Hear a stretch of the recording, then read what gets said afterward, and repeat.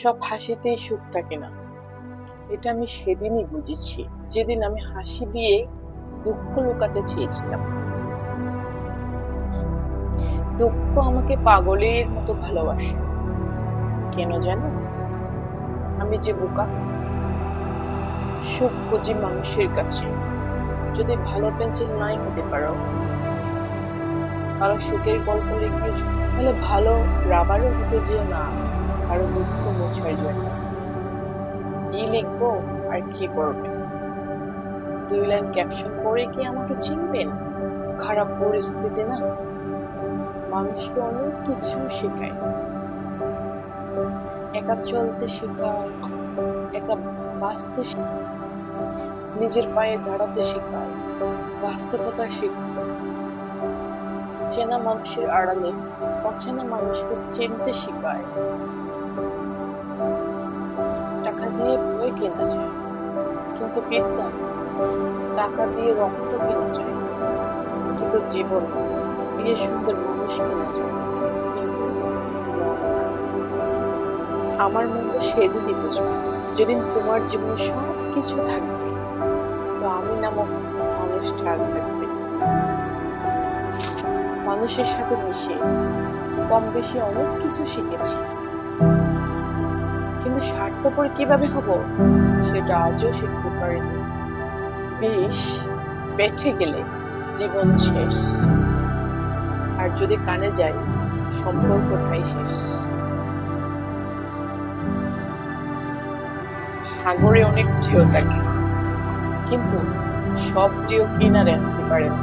ঠিক তেমনি জীবনে অনেক বন্ধু হতে পারে, সব মনের মতো হতে পারে না। পৃথিবীতে বাঁচতে হলে অনেক সময় অনেক কিছু মেনে নিতে হয়। কিছু কিছু মুহূর্ত আসে না, নিজের ভালো লাগাটাকেও বিসর্জন। যে পাখি একবার বাইরের খাবার খেয়ে গেছে, তাকে ছেড়ে দেওয়াই উচিত। কারণ তুমি যতই চেষ্টা করো, তাকে আর পোষ মানাতে পারবে না।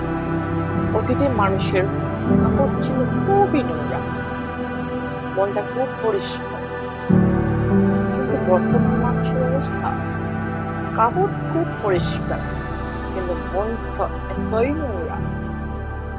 হয়তো এটা আমার শেষ অভিমান, কারণ এবার তোমাকে বোঝানোর জায়গায় আমি নিজেকে বুঝিয়েছি। কোনো কিছু না খেলে যেমন স্বাদ বোঝা যায় না, ঠিক তেমনি খারাপ সময় না আসলে শিখে যায়। তোমার উপর অধিকার দেখিয়ে যখন শূন্য হাতে ফিরতে পারে, তখন না নিজের প্রতি খুব ঘৃণা, নিজেকে আমার দেওয়া বিরক্তকর মেসেজ করবে, খুব বেশি মিস করবে।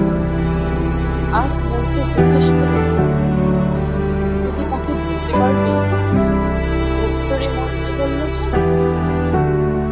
উত্তরে মন বলল, তুই কি বাঁচতে পারবে? পরিবারের অজুহাত দেখিয়ে 4 থেকে 5 বছরের সম্পর্কটাই শেষ হয়ে যায়। আর যারা ছেড়ে চলে গেছে, তারা কি কখনো ভেবে দেখেছে তাদের এই অজুহাতে সুন্দর জীবনটা ধীরে ধীরে নষ্ট হয়ে যায়? জীবনে না পাওয়ার চেয়ে না পাওয়ার গল্পটা অনেক বেশি।